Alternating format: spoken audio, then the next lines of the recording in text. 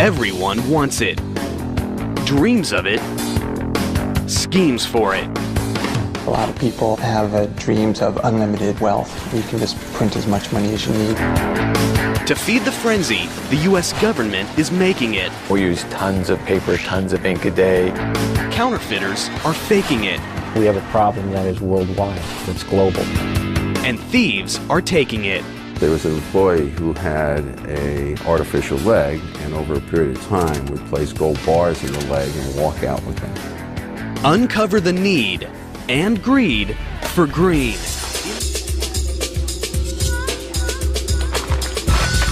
Cash, a big stack of greenbacks. Nothing in the world gets the pulse racing faster. Most of us earn it the hard way, but others have shortcuts. It's a battle between those making it and those faking and taking it. And ground zero in this currency combat is the U.S. Mint and the Bureau of Engraving and Printing.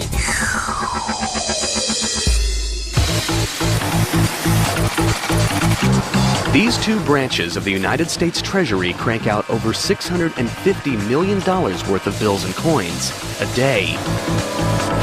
Combined, these mega money factories employ over 5,000 people and cover millions of square feet, and security is state-of-the-art.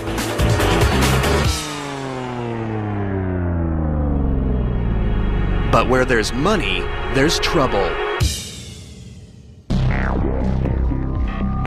And some just can't resist the temptation to get rich quick.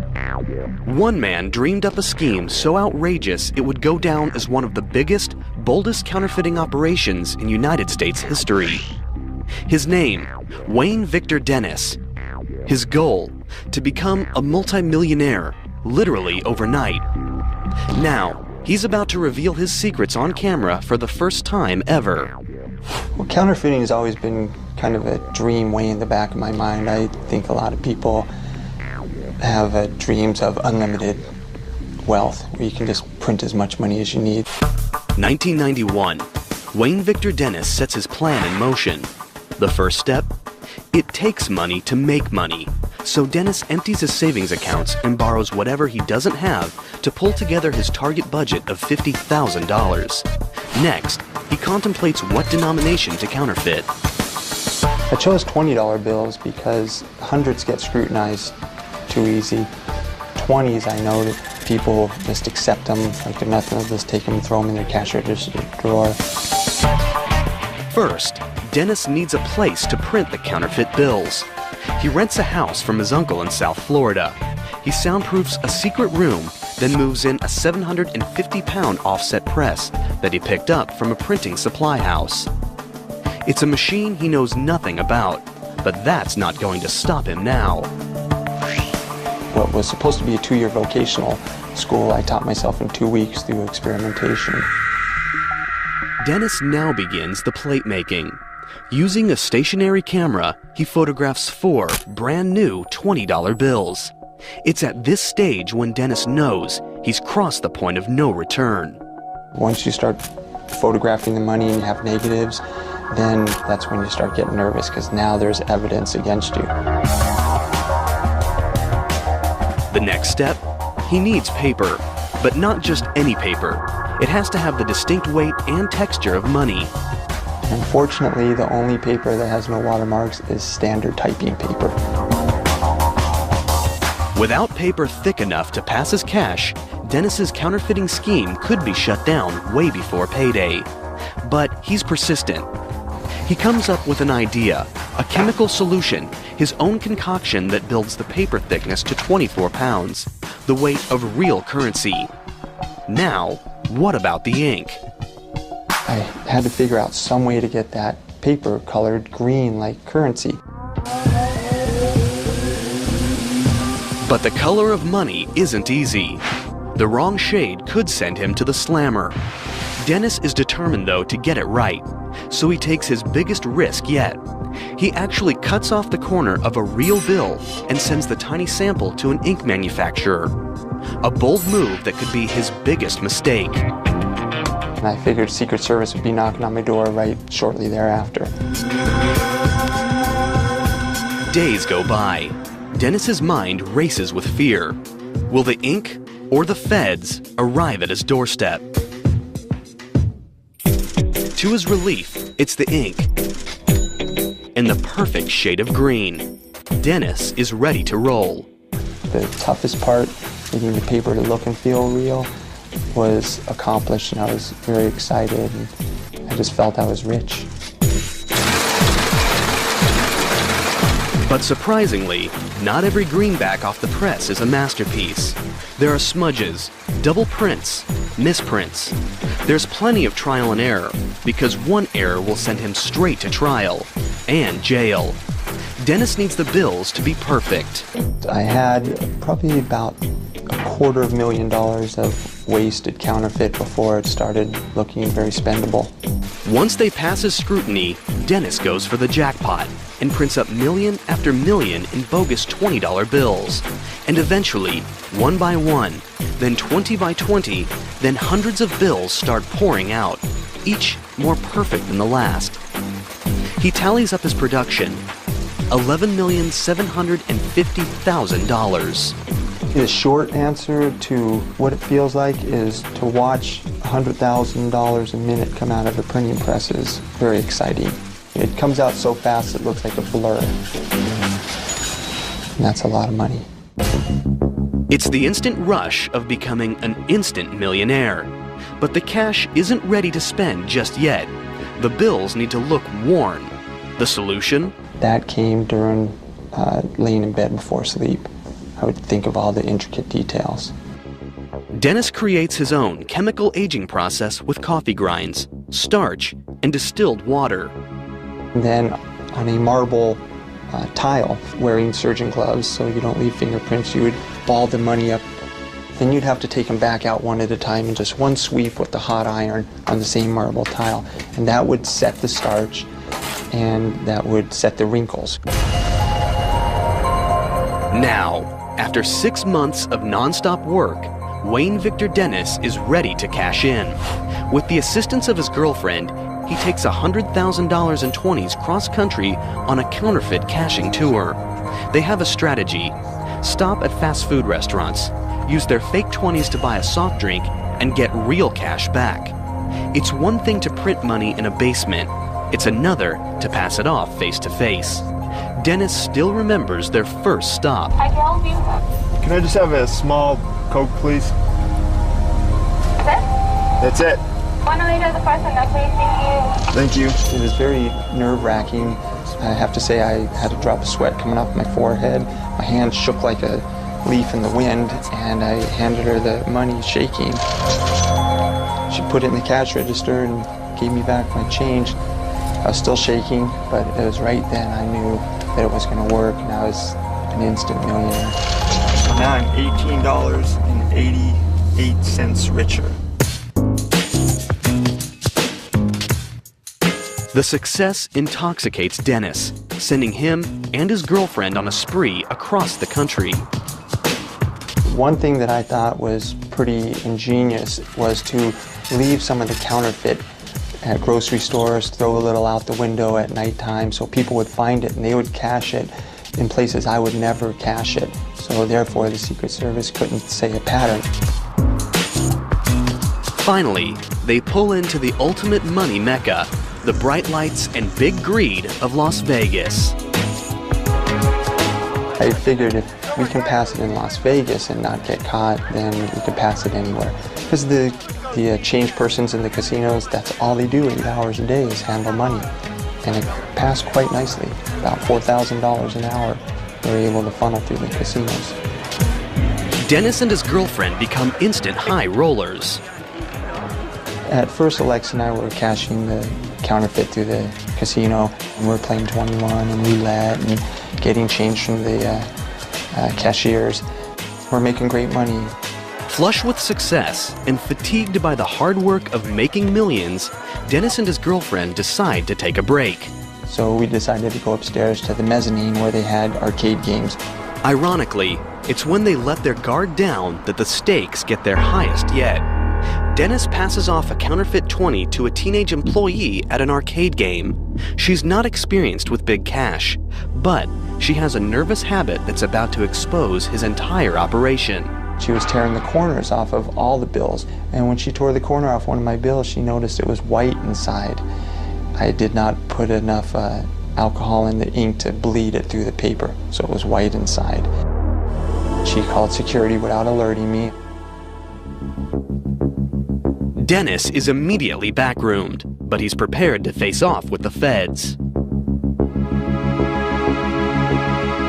We came up with this story that I found a briefcase on a dock in Miami, and when I got home, I opened up the briefcase. I had to pry it open, and I found currency. But the authorities don't buy it. While Dennis is locked up in jail, Secret Service agents search his hotel room.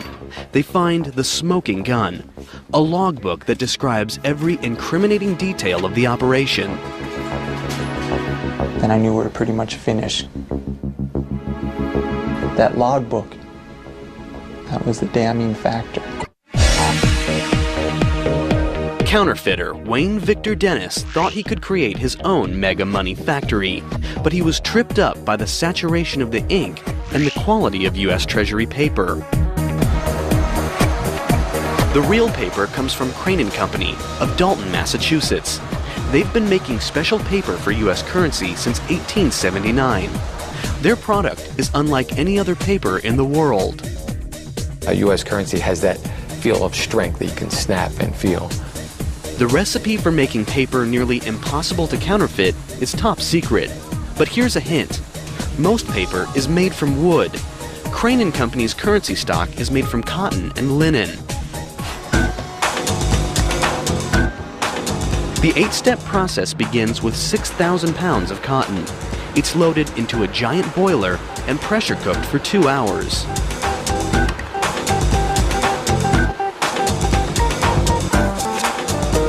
Next, this mess is dumped into a massive tub the size of a swimming pool, where it's cleaned and bleached.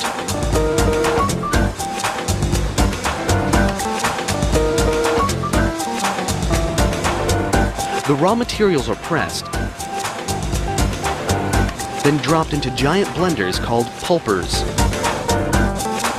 This unique process is what gives real paper money that crisp feel that's nearly impossible to duplicate. The paper makers also add some amazing high-tech secrets we're about to expose. It's all in the inside layer, the same layer that tripped up counterfeiter Wayne Victor Dennis. Paper has a front and a back, and most people don't think a lot about the middle. But it's in the middle of the paper that a lot of the technology that contributes to making paper a counterfeit deterrent resides. It's a technique first introduced in 1996, when upper denomination bills got their major makeover. While the pulp is still wet, highly trained specialists tint the pulp, add color fibers, and presidential watermarks. Much of the exact process is top secret, but here's a tip. The fibers are drawn to conform to a wire mesh pattern in the forming process. That image is simply a result of more and less of the very same fiber that constitutes the bulk of the banknote. Next, it's time to add the Treasury Department's ultimate secret weapon, one that no counterfeiter has yet been able to replicate. They're called security threads.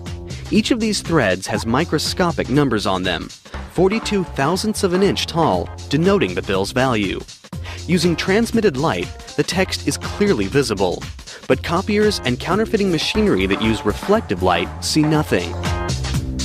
Can printing presses like the one Wayne Dennis used match this microscopic detail? You'd have better luck replicating a Rembrandt with a paint roller. The high-tech paper's now ready for drying. Using furnace-like heat, the paper presses move with precision to squeeze out any moisture and create rolls that are 8 feet wide and weigh more than 4 tons. Since the watermarks and security threads are embedded inside the paper, each giant roll is made for just one denomination. This giant tube looks more like bulky insulation than a big bankroll. But think again. You're looking at $3.5 billion worth of $100 bills in the making. It would be very difficult to counterfeit this. He did a great job in redesigning what the federal government did. This paper is transforming into some serious cash. It's the stage where stakes and security skyrocket. Wayne Victor Dennis made nearly $12 million of fake bills by cranking them out on a standard printing press. But the real deal? It all happens here in Washington, D.C. at the Bureau of Engraving and Printing's huge money factory. Every step along the way is designed to stop counterfeiters in their tracks. They occupy acres and acres of space, hundreds of thousands of square feet. It's a major operation. Inside, thousands of employees are involved in the money-making process, 24 hours a day, 5 days a week. And security? It's round the clock and never blinks, because working with money can be very tempting.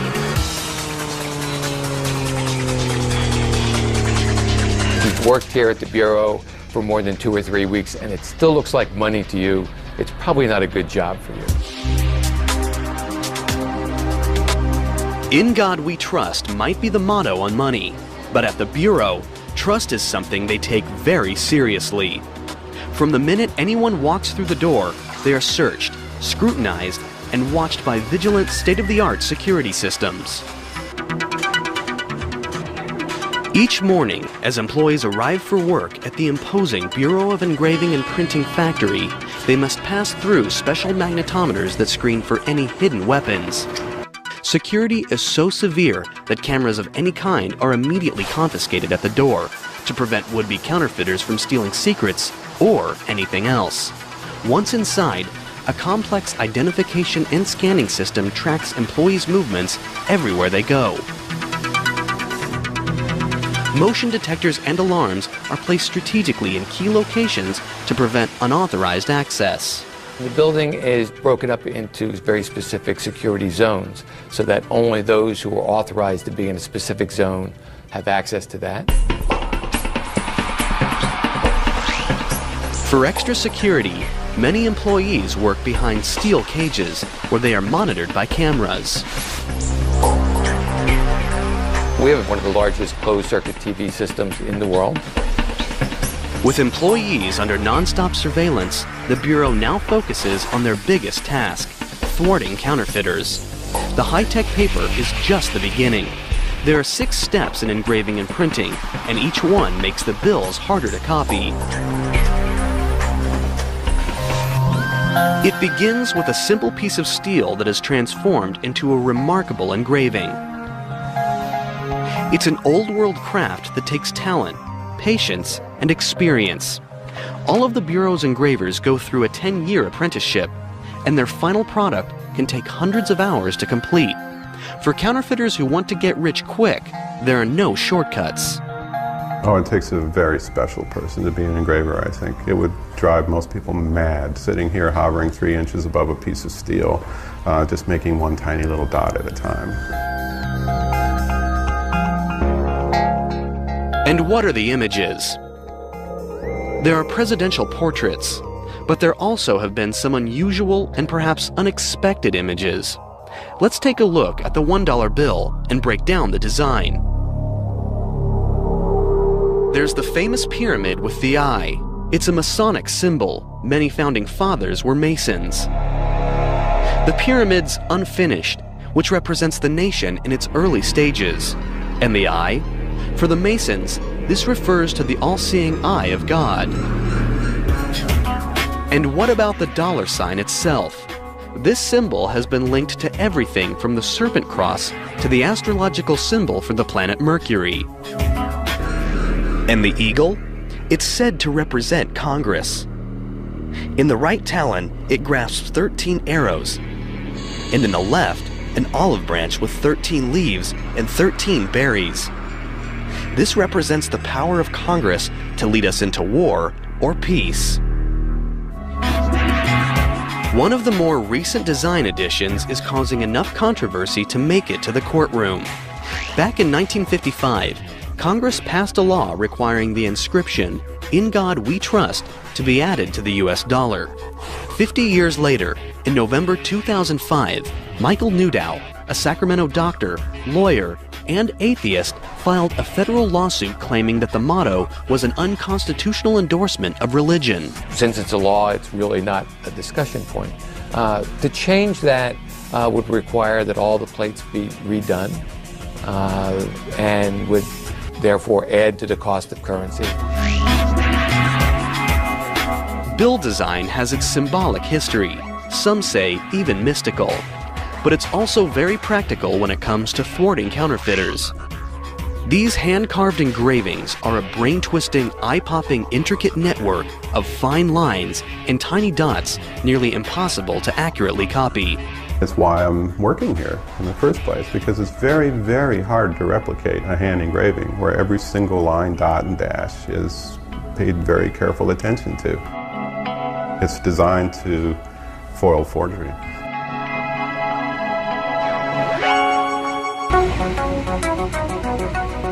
With the printing plates ready, the job moves from skilled human hands to hardcore machinery, the Bureau's massive printer called the Simultan.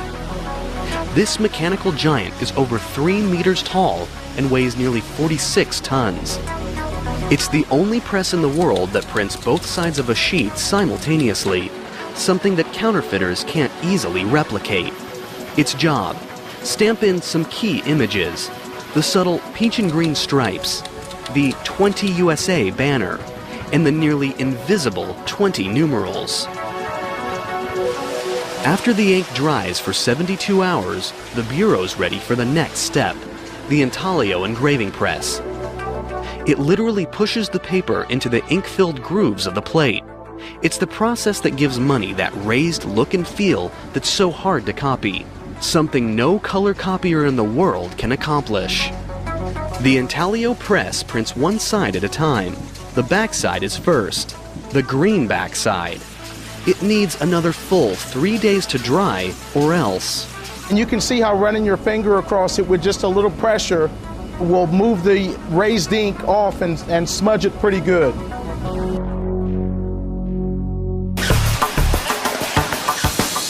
Then the face side is ready for printing with black ink and another metallic ink with a unique security feature. It shifts color according to the angle. Every hour, 1 1/3 tons of green, black, and metallic ink and 10,000 newspaper-sized sheets of currency stock roar through these enormous presses. That's $6.4 million worth of 20s. With 24 presses in operation, the Bureau can produce as much as $650 million a day. The Bureau's money inspectors now examine every bill, and they've got to be absolutely, positively flawless to pass the test. Rivers of green and black currency sheets pass under optical scanners that take pictures of the front and back of each bill sheet, looking for the slightest imperfection. The inspection process is amazingly fast and efficient. Catching imperfect bills is almost as important as catching counterfeits. Each sheet moves through in under a second. It's given a number as it passes. This computer keeps track of 37 separate sheets of currency at once, comparing over 1 million microscopic squares with a master image. If the computer locates a mismatched square, it displays it on a monitor. Here's a demonstration, a smiley face. It'll be spotted and show up as imperfect in less than a second. Imperfect bills are so rare in the general circulation that they are automatically collectibles, sometimes fetching thousands of times their face value. For example, in 2003, a flawed 20 sold online for $10,000. We find it odd that people would want to collect our mistakes.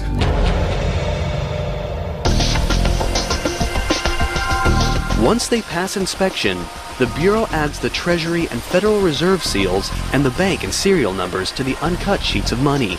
It's like the money's home address. If you know the serial number and the denomination and the series, those three things will uniquely identify that particular piece of paper. It's never duplicated, so that we can tell when that note was printed and where it was originally issued. In a room the Bureau calls currency overprinting and packaging equipment, the money is finally cut, counted, and shrink-wrapped. It's now street-ready. If someone's going to pull off a heist, now would be the time. Bricks of 4,000 notes are stacked and sent to the vault. They'll wait there until it's time for delivery. The Bureau of Engraving and Printing makes billions in paper money every year. Counterfeiters try to rip them off. But does anyone bother with coins? Actually, coins have been in the crosshairs of scheming, thieving minds a lot longer than bills. Back when coins were made of gold, crooks would shave them down. Authorities countered by making coins out of less valuable metals. But that doesn't mean the war between the thieves and the feds is over just yet. This is the Philadelphia Minting Plant, the largest coin factory in the United States in both size and production. This massive fortress of a building spans the length of 5 football fields. Inside, this mega mints a fine-tuned combination of raw machine power and precision craftsmanship, and the security's stone cold serious. We are really in many ways the envy of the world mints. There are 8 major steps in the minting process. It begins with a design. Whenever Congress authorizes a new coin or metal, the Mint's sculptor engravers sketch out their ideas. It's a contest. Whoever comes up with the best design wins. The prize? Having their artwork displayed on a U.S. coin means it's seen by hundreds of millions of people every day, a number that puts the Mona Lisa to shame. John Mercanti has engraved more than 100 coins and medals. It's a very privileged position to be in. It really is, especially as an artist. Until the 1970s, the sketches were hand-drawn. When we had to make a correction on a drawing, we would have to go back and redraw the whole thing. Computers have changed all that. Today, software programs streamline the process. After the design is approved, the artist takes up traditional tools to sculpt a clay model. It's usually 3 to 12 times the size of the finished coin. It takes a certain degree of concentration. Sometimes it's almost monastic in seeing the engravers in their cells, what I call cells, working very quietly and very intense. The team makes a negative rubber mold of the large design. Then, liquid epoxy is poured into the rubber mold and hardens, creating a more durable model to work with. This model is mounted onto a machine called a transfer engraver. At the other end, a tool cuts the reduced design into a steel blank called a hub. It will be an exact replica of the large model, but engravers still have to double-check for any tiny errors. This is the only place in the world where you'll see a bunch of grown adults standing around a table completely frustrated over a little piece of metal that's the size of a quarter that just doesn't quite look the way they want it.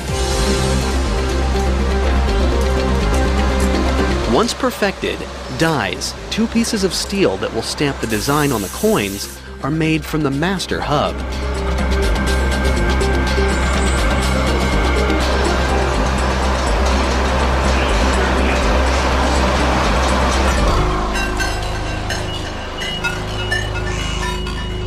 Then, raw machine power takes over. Every day, inside this massive room, monster machines consume thousands of tons of 13 by 1,500-foot metal strips of copper and nickel alloy, and every hour punch out round blanks by the thousands. The blanks are softened in these towering annealing furnaces and then run through a washer and dryer. Next, giant upsetting mills exert tons of pressure on the softened blanks, squeezing up rimmed edges. Finally, huge coining presses stamp the long-awaited images on the coins, 750 strikes per minute, with nearly 100 tons of force.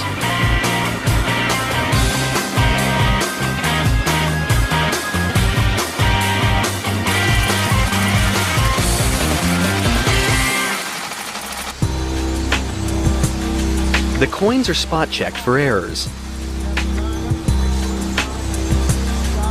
And once they're clear to go, colossal counting machines drop them into vault bags. Forklifts then carry the coins into highly guarded, secure vaults.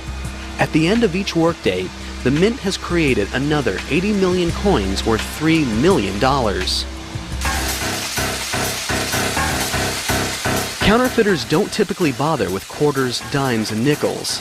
When it comes to ripping off the Mint, the most likely threat is theft. Security is very serious. Anyone visiting or working at the Mint will have their pocket change immediately confiscated at the door. And the vending machines inside? They only accept prepaid plastic. No high security facility has ever really successfully been robbed unless it was due to an insider's participation.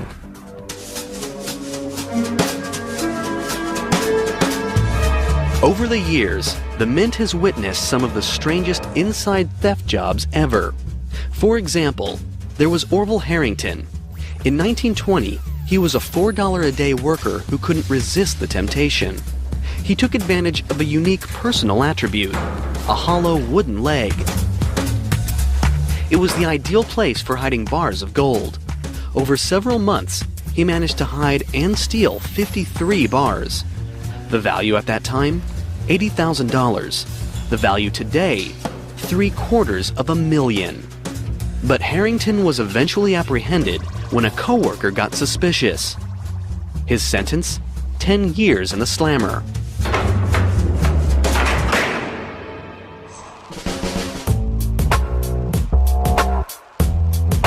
In the late 70s, the New York Mint was the target of an even more bizarre robbery.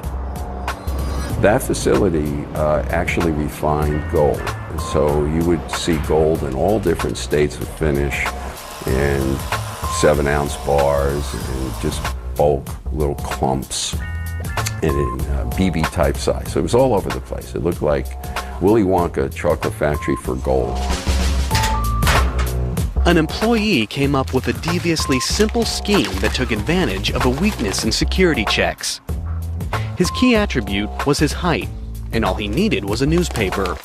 He wrapped up gold dust in little bags, then rolled a newspaper up to cover it. He was about 6'7". When he would leave, he would stand with his newspaper in his hand and raise his hand straight up over his head in order so the guards can search him very easily. And unfortunately, none of the guards were as tall as he, and so they could never reach his hand. You're clean. Have a good one.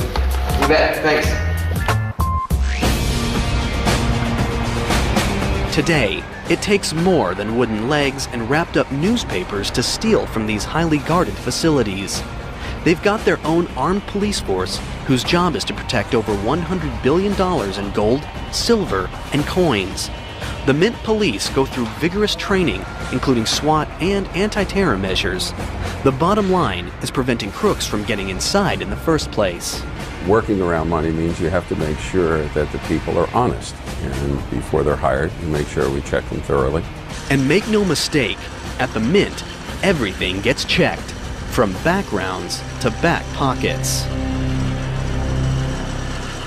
The Bureau of Engraving and Printing and the United States Mint. Together, they're a powerhouse money-making plant, churning out millions by the hour. But they're not the only ones. Around the world, underground counterfeit cash factories are giving them a run for their money, literally. It's a major problem, a threat to the United States economy, and the stakes couldn't be higher. Historically, the United States has always been a nation where people believed they could get rich quick. But that dream has had a dark side. Ever since bills have been part of the United States currency, there have been people trying to fake them. In the early days of the dollar, counterfeiting was a raging epidemic. From 1837 to 1866, during the free banking era, 1,600 state banks printed their own bills, each with its own design. That adds up to 7,000 designs in total. That meant a lot of confusion for the public, and lots of opportunity for counterfeiters to cash in. To fight back, President Lincoln approved a plan to combat bogus bills. He created the Secret Service. Most people know our role as the protectors of presidents and heads of state and people like that. Very few people know our role in fighting counterfeit. Though United States bills are now standardized, they now face even bigger threats from abroad. They're the world's most popular currency, and therefore the most likely target of overseas counterfeiters. The Bureau of Engraving and Printing prevents counterfeiting before the bills even hit the streets. But once they're out, it's up to the Secret Service to catch counterfeiters. This is why the Secret Service was first formed in 1865, and to this day, it's what they do best.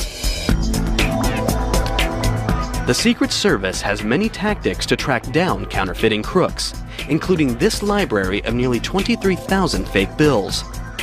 When a bad buck comes in, researchers attempt to trace it back, determine the top suspect, and make the bust. The Secret Service also takes preemptive strikes. Together with the Federal Reserve, they've created software that prevents scanners from copying bills at 100%. Try it, and a warning appears on your computer screen.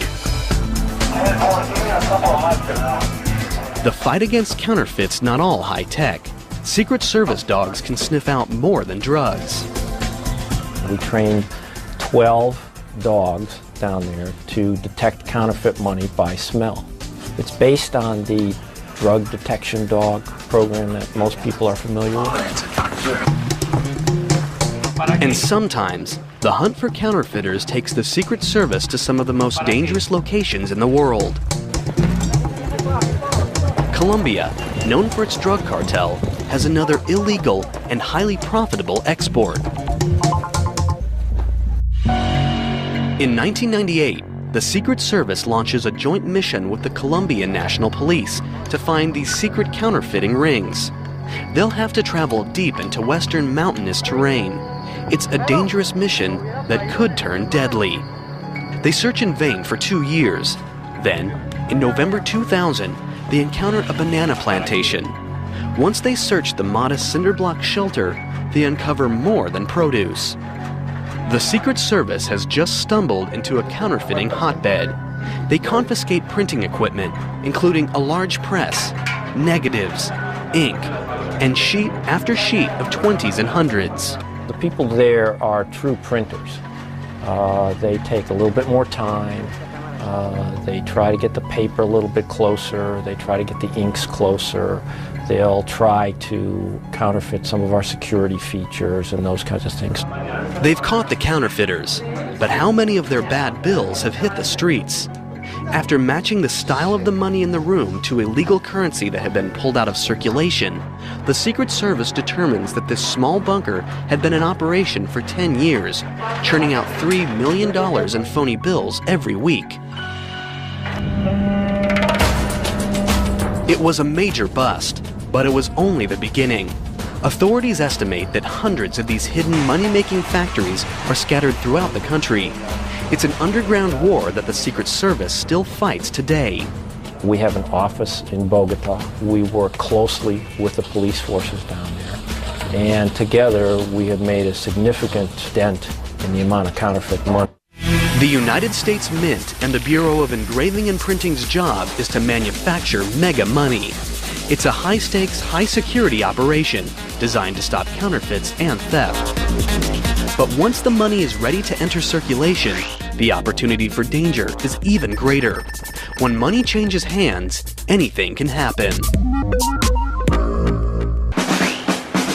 Transporting the money from the factories is a major operation that calls for the highest vigilance against gunpoint heists and even inside jobs. Each money factory has immense loading docks. Forklifts and transfer workers move the money under intense security precautions. Armed guards watch every move. At the transport points, as you're loading it or unloading it, is the riskiest part because the money's exposed for anyone to take. Millions of dollars are loaded up into unmarked 18-wheelers. And where do these semis go? They're headed to a main depot. After that, Armored cars drive the money to every bank and branch that's part of the Federal Reserve System. Created in 1913, the Federal Reserve is the central bank of the United States, the clearinghouse for cold, hard cash.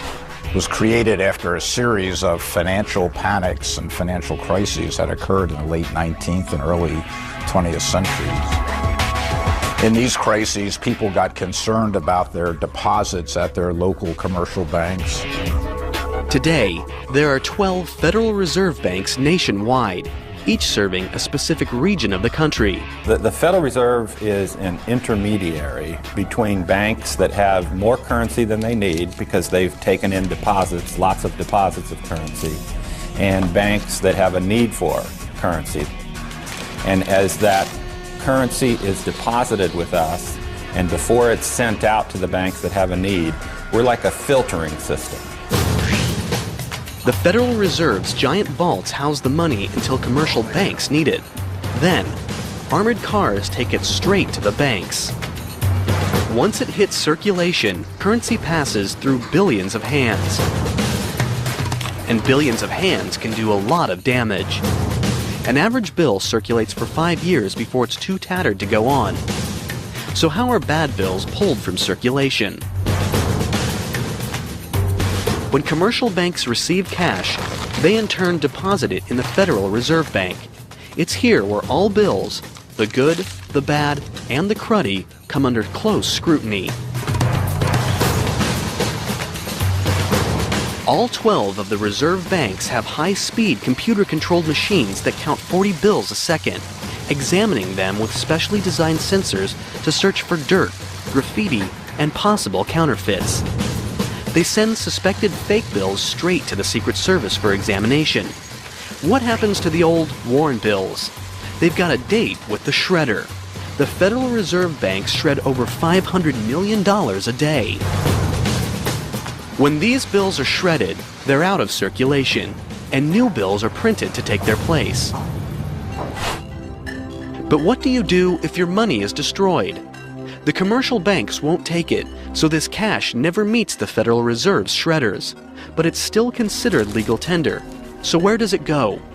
Back to where it all begins, the Bureau of Engraving and Printing. The Bureau has a free service that most people have never heard of. It's called the Mutilated Currency Division, and anyone can send their most fragile 5s and tattered 20s directly to their office for a refund. Hurricanes, tornadoes, all of the natural disasters that you hear, we get the remnants of the currency that has been damaged from those things.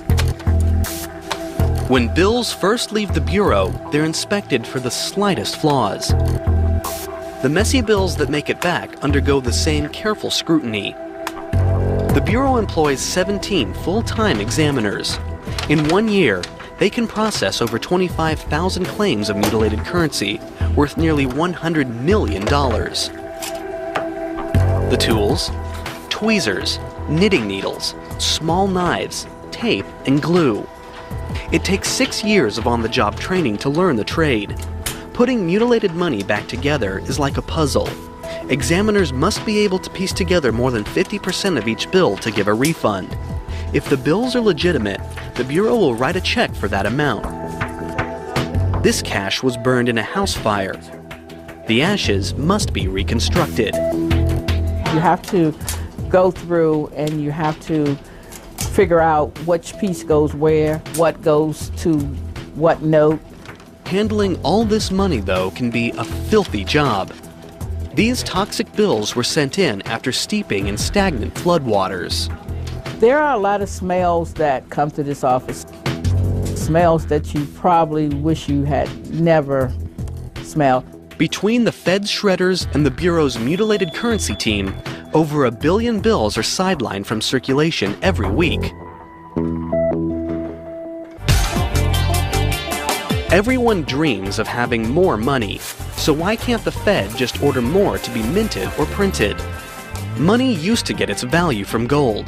A $20 note would be redeemable for $20 in gold. Today, the gold standard is no longer used. They now have a 5.7 cent piece of paper and are going to issue that as a $100 bill. In order to do that, they purchase collateral. They purchase treasury notes, bonds, that they hold for that value, and they issue that note, and it is represented by the value held by the bank. Sort of like you're writing a check, and the value of that is made by the money that you hold in the bank. So that is really what it is. It really represents value. Essentially, the US dollar is only valuable because we say it is. It's because there's a full faith and credit of the United States behind that coin or currency. If the US government flooded the economy with more money, the value of that very same money would go down, leading to inflation.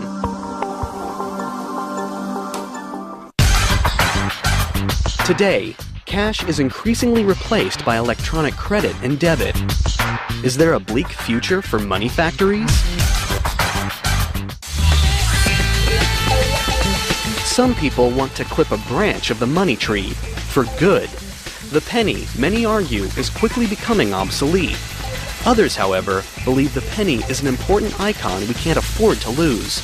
An organization that fights for the penny, Americans for Common Sense, was established in 1990 to educate Congress on the need to keep the penny. Their thought? Since it costs 0.07 cents to make a penny, the US government is making money off pennies. And after all, pennies are lucky. Well, we're all small and we saw a penny on the ground and we picked it up. Or maybe it's one of those issues where when you look at a penny, you realize good things come in small packages, that there's the small things in life which are wonderful. And I think the penny in many ways reflects that.